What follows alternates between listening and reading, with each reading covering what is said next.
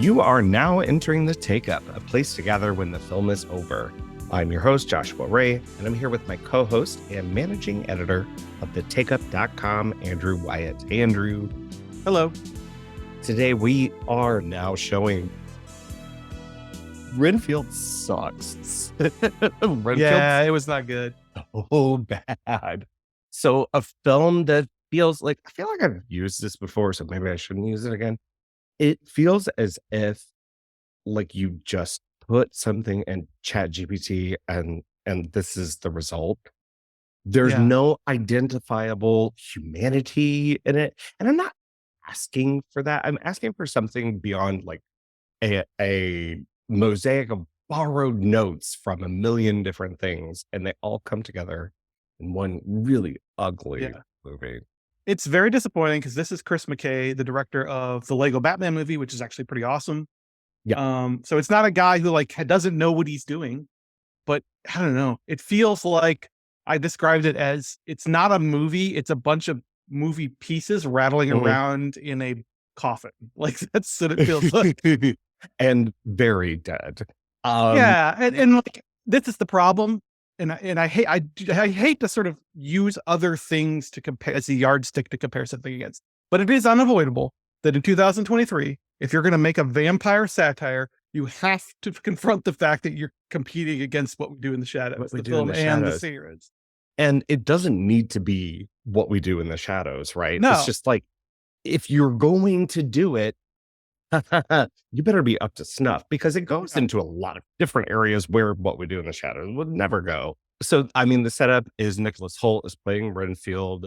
Dracula's familiar. There's a cute little thing where they digitally impose Nicolas Cage, who's playing Dracula, over Bela Lugosi in the 1930. What? Maybe like the only impishly fun little piece in the entire movie, actually. The fact that they're Forrest Gumping them into Dracula footage. Cool. Yeah. But it's actually pretty well done. And I thought it was a neat beginning and a neat idea, and like ideas that the director had that he was doing like in Lego Batman, which is like chock full of fresh and referential ideas. But that's about it. I would say that Nicolas Cage is the highlight. Yeah. Like half the time he's on screen, which is not a lot.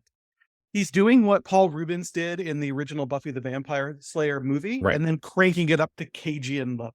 Like it's that same sort of thing, but done in his style.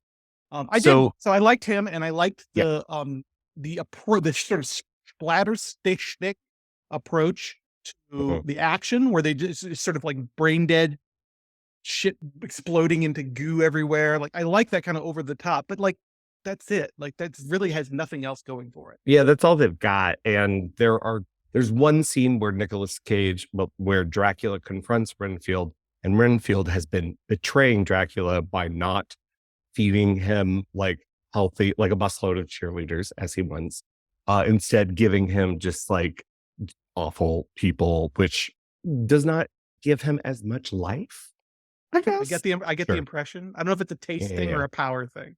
And even that, like that very conceit, is joked on in the movie. It's like, oh, here's our conceit. And then in voiceover, Nicholas Holt's like, yeah, just buy it. Just go with it. Like, that's as clever as they know how to get with this. And like the sub Guy Ritchie voiceover and freeze frames, it's just like, I mean, yeah. It's all that. But the scene I'm getting at is where he confronts him in his apartment. But he's like a jilted lover who's fully aware that he's been cheated on. That has some good writing in it. Funny. It is very funny. It has okay writing, but it is Nicolas Cage who really pulls it off by like, oh, you've been blah, blah. Yay. It's just really good Nick Cage work. Him trying to make Dracula coy, and it's not working. It's like deliberately. And it does not work because he's dressed as Count Dracula. Awkwafina is also in it. Remember that? Yeah. I think Awkwafina's like fallen out of favor. I still like her, but like she's doing shtick. She's doing the thing that she does in this. Like she's doing the same thing as that Marvel movie. Shang-Chi. Yeah. She like, you know, the joke is something happens, and then she says that thing happened out loudly and brashly, and that's the joke. And with an F word. Yeah. Anyway, yeah, that's Disappointing. Renfield. Hey, I didn't get to see Beau is Afraid, but you have seen it. I know you're gonna write a review on it. Yeah. Is this more horror or not? It is not horror. So this is Ari Aster's third feature. A lot of hype surrounding it. A lot of divisive opinions already out there based on what it did at the festivals. How to describe this? Yeah, I have a review coming, and I haven't entirely 100% developed my thoughts yet. So I'll save some of that for and direct you guys to the review, which should probably be up by the time this podcast is up. I liked it. It is my least favorite of Ari Aster's 3 films, and yet I still really enjoyed myself. And I'm That's glad. not really saying much for you. Yeah, Like, I'm a you person who's on love record. It's loving Hereditary. I love Midsummer, maybe just a little bit less. This one's maybe like a more reserved light, but I'm very happy that this movie exists in the world because it is a 3-hour, $35 million, absolutely unhinged. It's all big swings. The entire movie is big swings top to bottom. It is not a horror film, although there are horrific elements in it. It is like a picaresque, like a movie version of one of these like picaresque novels. It's the Odyssey as a sort of Jewish American and anxiety attack where a guy's just trying to get to his mom's house. I understand. Yeah, it's a lot. I do recommend it, but I do think people are gonna like really be divided on it. People are gonna love it or hate it. Will you just tell me how much is Parker Posey in it? She's in quite a bit, particularly in the final movement. I hate to describe this movie as acts because the whole thing is sort of structured like a dream. So you know how like when you're having a dream or a nightmare, things just kind of happen in an A to B to C kind of way that doesn't really make sense if you try to explain it, but within the dream, it certainly makes sense. This film kind of captures that sensation. So there are basically 4 phases to the film with a little interlude slid in there in the middle. And Parker Posey doesn't really even show up till the 4th phase, but she's in that 4th phase quite a bit. So I've got a reason to sit there the whole time, even if feel like I'm getting tortured, which is like what most of the internet seems to think. It is a movie about anxiety. I will say that. And so I will say it's not a movie that holds together. It feels like it's very much a auteur being let off the chain and allowed to do whatever the hell he wants, which is good and bad sometimes. It's 3 hours long. I will say in its favor that I do think particularly the first opening movement, the first 45 minutes are incredibly strong. And if I have one major complaint, it's that it doesn't sustain the energy. If it had 3 hours of the energy it has in the first 45 minutes, it would be extraordinary.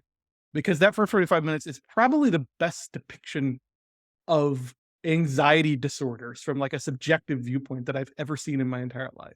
It's absolutely great and absolutely crazy. Well, speaking of anxiety, how about how to blow up a pipeline? Keep wanting to say how to build a pipeline. I think no, the opposite. Yeah, that is the opposite. Yeah, I haven't seen it yet. You haven't? Oh, okay.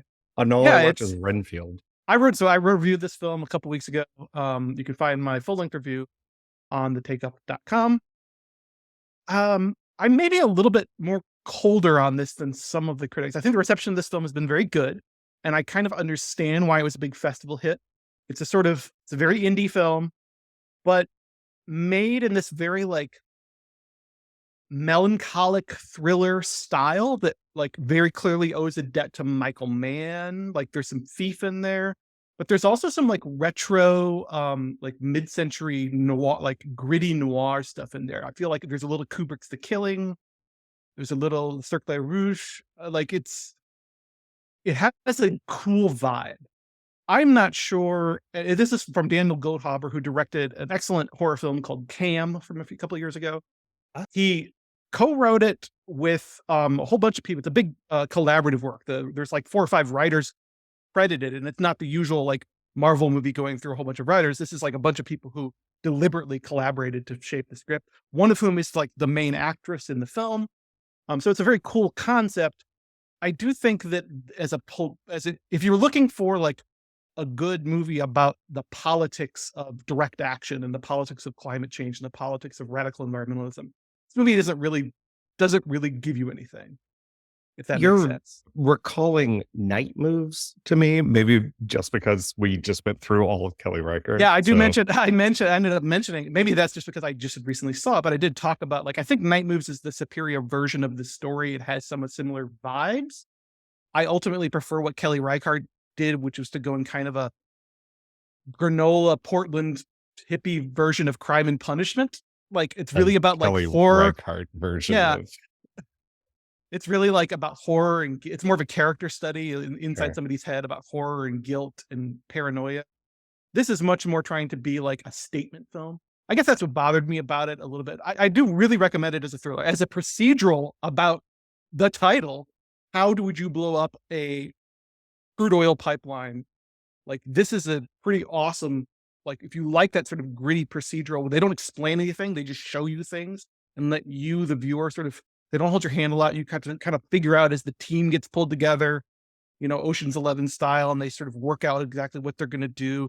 One of these movies where they tell you what they're going to do and then they do it. But of course, because it's a heist film conceptually, there are complications and setbacks and they have to improvise and so forth. So if you just approach it as sort of a moody version of that thriller, I think a lot of people will enjoy it.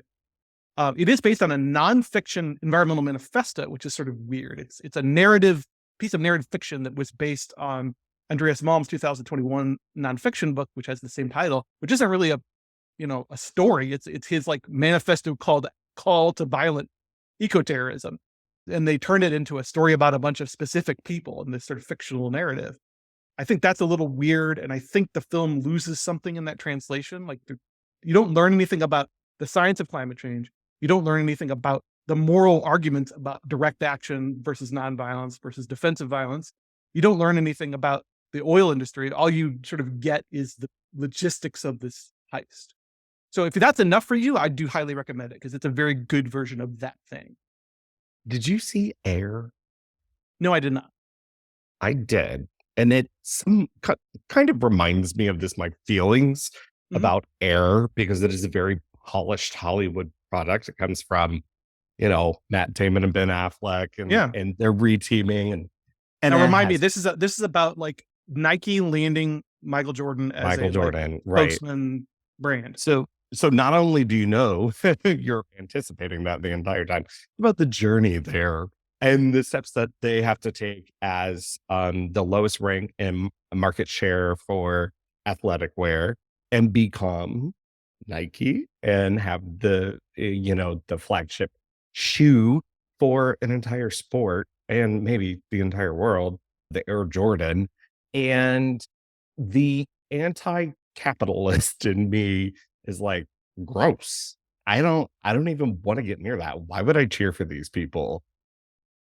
I liked it.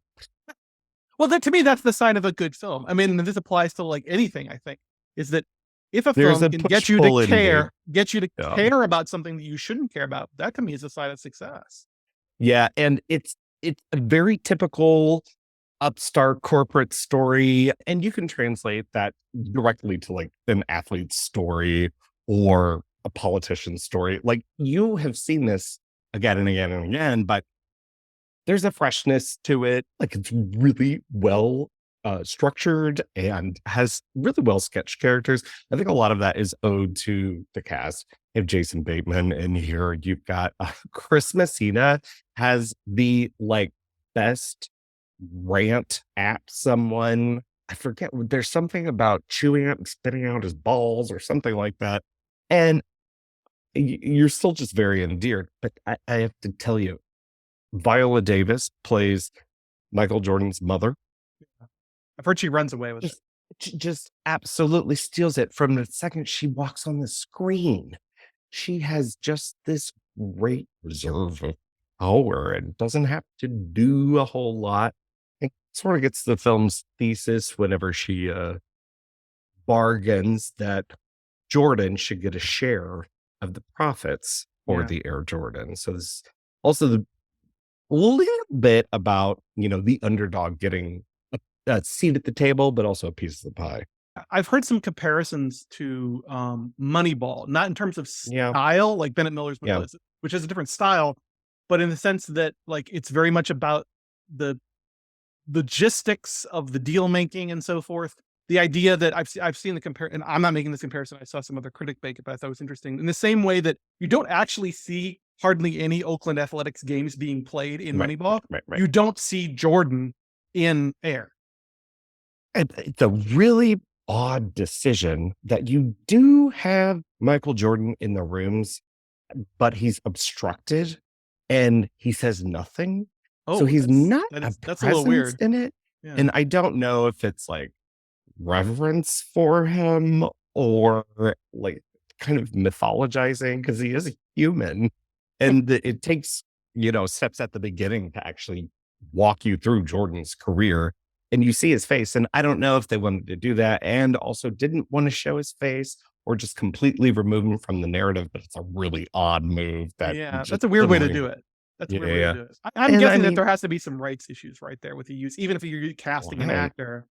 Yeah, I don't know because it seems to get in the weeds with all the logistics about all this. So yeah, Well, in the weeds about Nike's deal, right? But like, I'm thinking about like he had exerted a lot of control allegedly over the Last Dance documentary series, Mm, and that's nothing. It's different. It's documentary, not fiction. But I don't know. There may have been issues with like, you can't actually show the guy.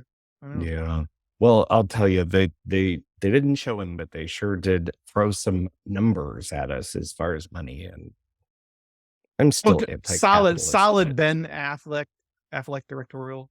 I still think his best film is his first one. It's Gone Baby Gone, but I have no memories of Ben Affleck. I don't even remember him. He's fine.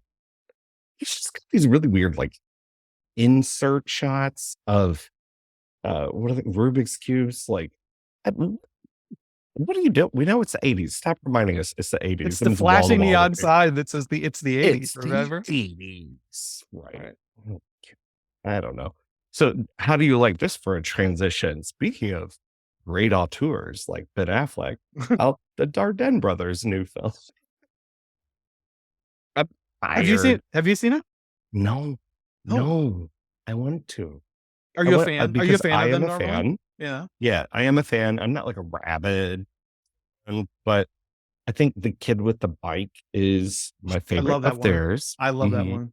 I put that on my top 10 of the I love that more 10s. than the ones that typically get charted out, like Rosetta or The Yeah, Child. I think The Kid with the Bike might be my favorite of them, of the ones I've seen. I'm so glad you agree. I love the Love that. movie so much. But Yeah. Tori and Lakita, Yeah, so this is the so for those who don't know, this is the latest film from the fairly prolific Belgian directors Luc and Jean-Pierre Dardenne. I hope I'm saying their name right. Dardenne, it sounds good to me. called Tori and Lakita. This story is about it's a sort of great film in the vein of films that they like to do, which is like social realism grounded in the realities of contemporary Belgian life as a sort of pan-European, pan-global emerging society that's getting complicated and dealing with capitalism and globalism and everything and geopolitical struggles sort of realized on the very sort of local personal level with these characters that they always sort of focus on.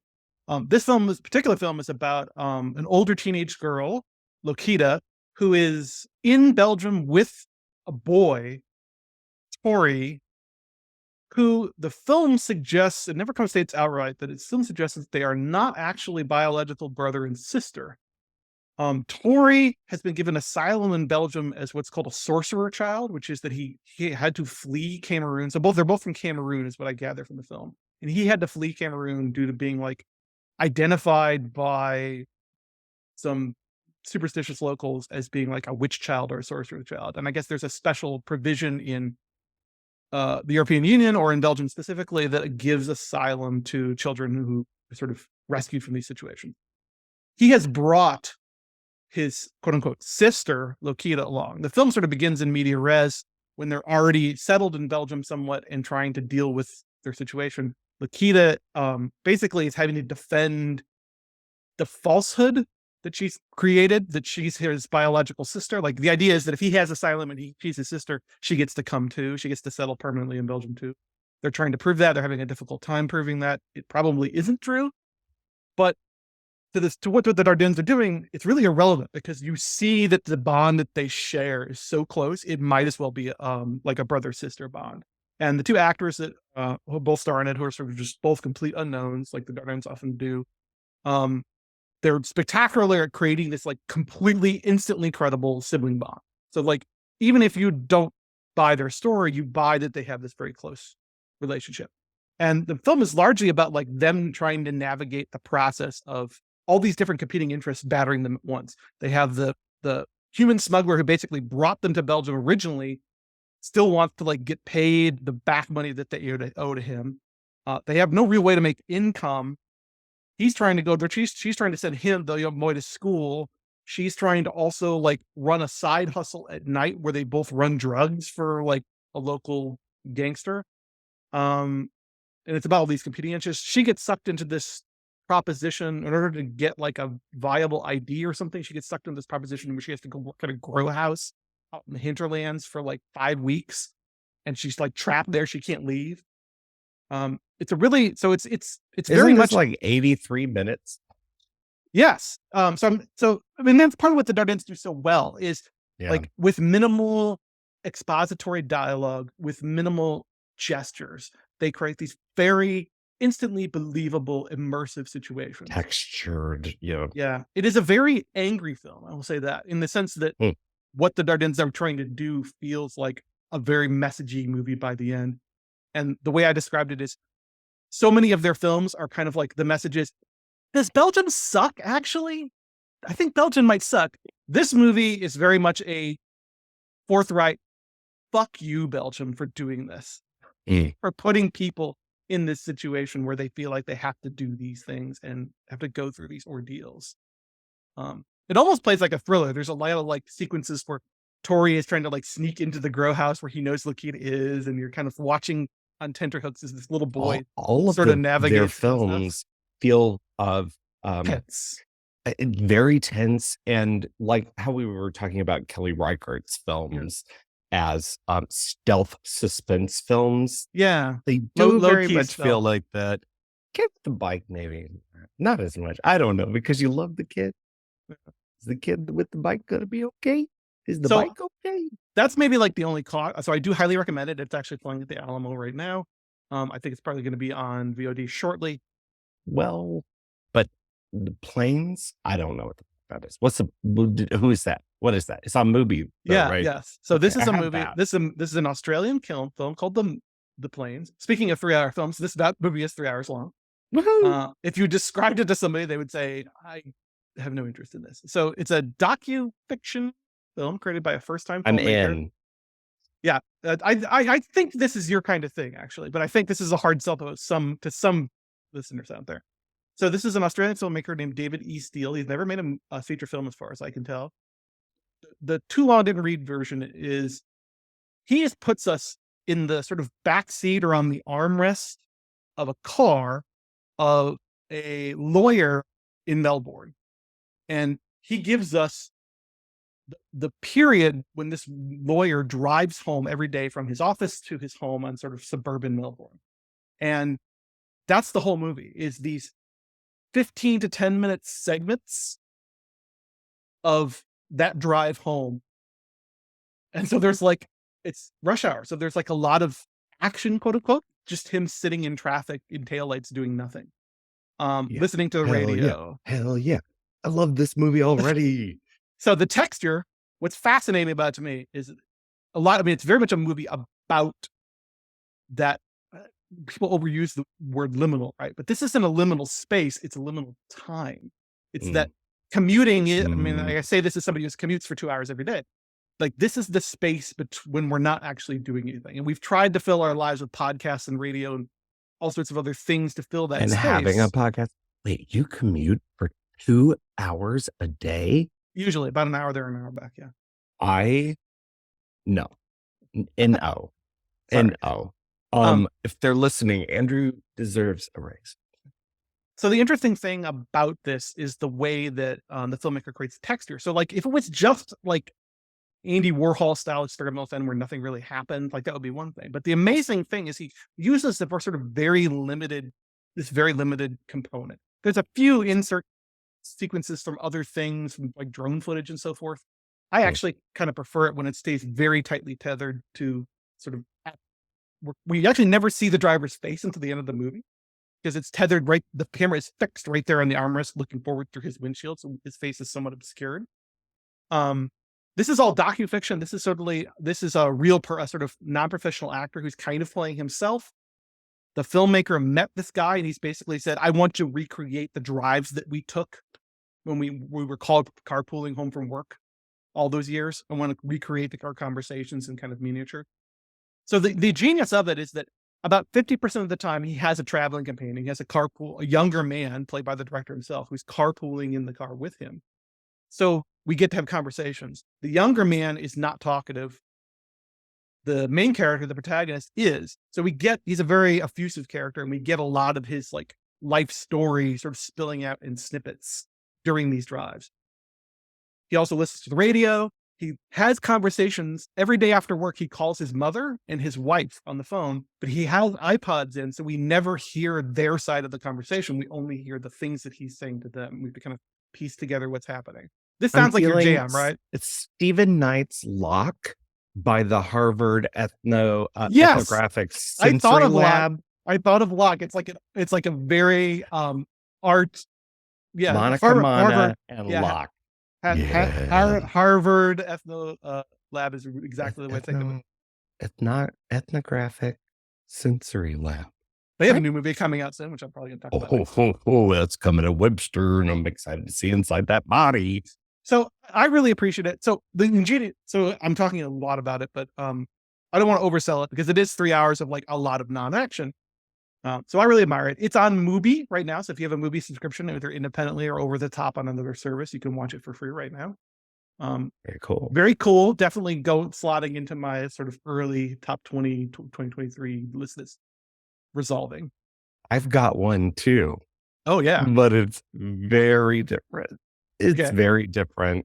Have you seen anything by Makoto Shinkai? No, I don't think so. Oh, Your Name, Weathering with You.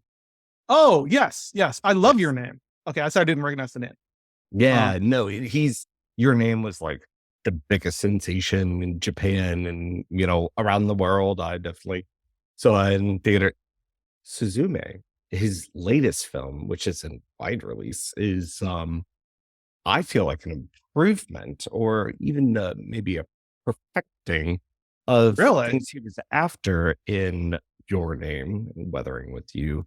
It is about a teenage girl who lives with her aunt, and she is orphaned, and you follow her as she goes on an adventure. The conceit is very Spirited Away, Wizard of Oz, with a bit of a mission film baked into it. And it owes a lot to Miyazaki. And I think that is part of the point of it.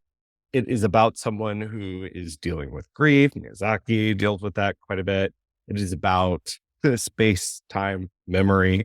So it's a really interesting film. She opens a portal to the other world, I forget what they call it, the other realm or something, that is essentially heaven. When you're explaining it, it sounds they don't say the word heaven. Right.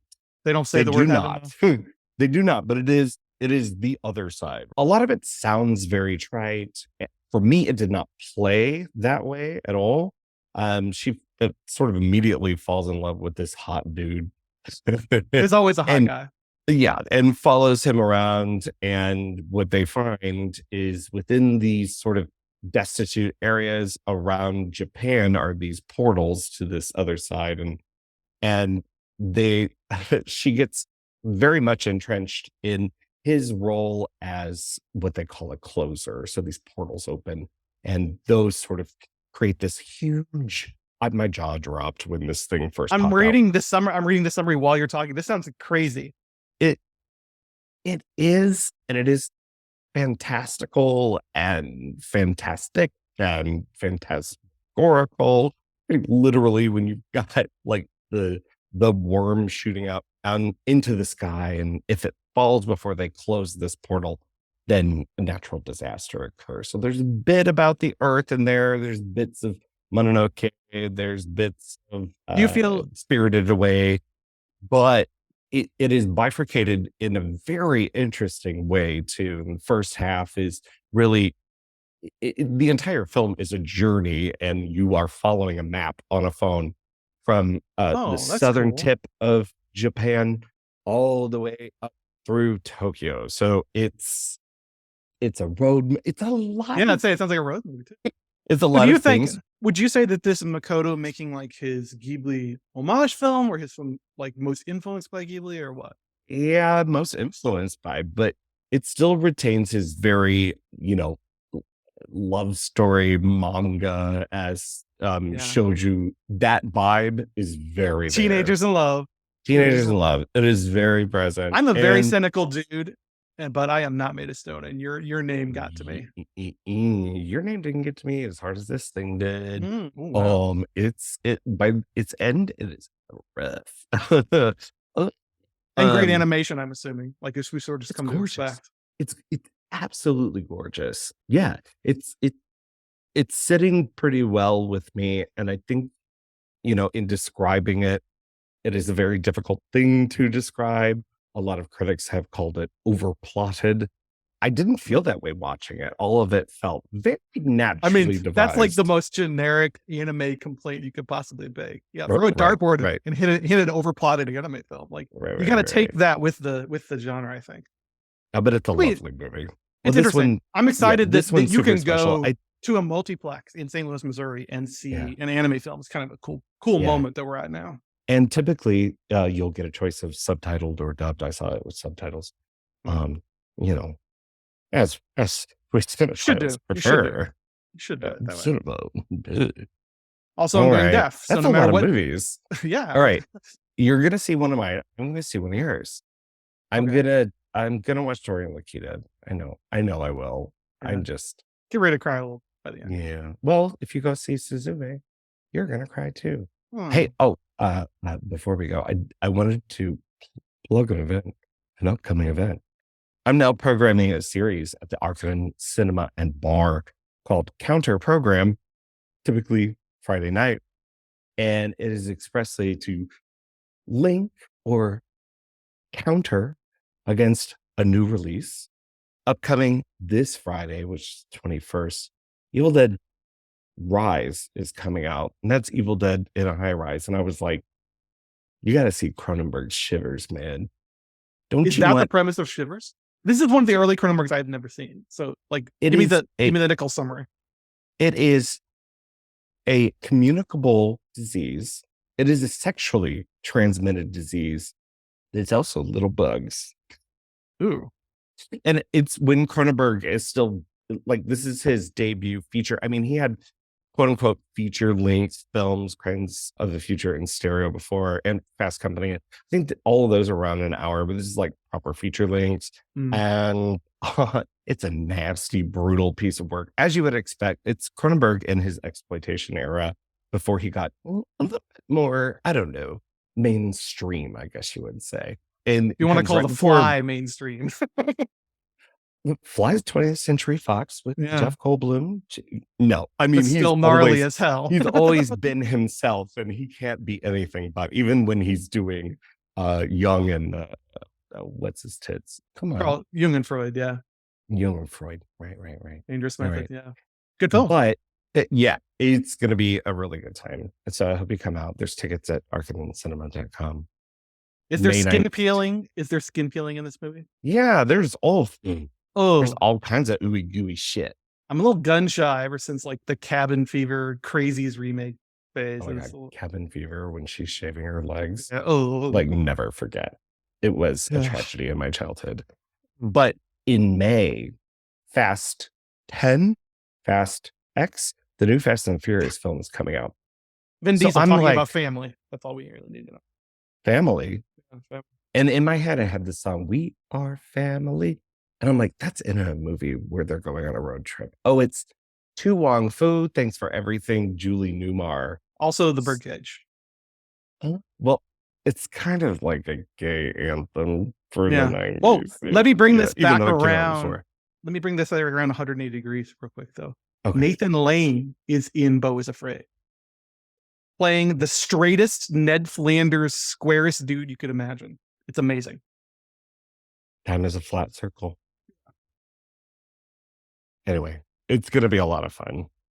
Steven Spielberg produced that movie. You know the oral history of of Tu Wong Fu. Thanks for everything, Julie Newmar, but it's nuts. It's a lot of fun. All I feel like right. that movie's like, it's gone through like a cycle. Like if it was a cult classic, and now it's kind of like a second generation cult classic. Everybody's sort of hmm holding it up as like this iconic movie. Well, we'll see how the kids react to it. I don't know. Yeah. It's not 2023. It's from 1995, guys. Three All straight right. actors. Yeah. The caveat there. But I also think it's pretty sharp for its time too. So, but yeah, Shivers is up first. That's a lot of new movies. Yeah. Well, we're They not keep doing it. them We're not doing it. We're not doing a big like lens feature this week. So this is the a extent new of our what? episode. A We're new not doing what? a we're not doing a big like we're not Uh-huh. doing a big take up feature this week. I So love I love that because I keep doing it too. I keep doing it too. No, we're not, but we do have our series coming up. That's the new Black Film Canon. yeah, And you can read that article at NPR and slate.com. I We still both have to, have things that we're thinking about. I still have to pick my film actually. We were the last episode we were talking about, we want to pick something we haven't seen. I look for Yeah. the list and I have a lot of ideas. And we'll have our guest, Elliot Collins of Movie Files, a YouTube series coming on with his pick too. So super exciting. And we're moving into other super exciting things. Right. Yeah. All right. Well, that's the take up and stuff. No, I like pithy outro. It's not going to be pithy, but here it is. I want to thank Kayla for our social media, Jessica Pierce for editing, our partners at Cinema St. Louis, music by AMP. And well, until next time, I got the shivers. I'm writing this song. It's called The Shivers. On April What 21st. are you doing? Getting fired from the internet.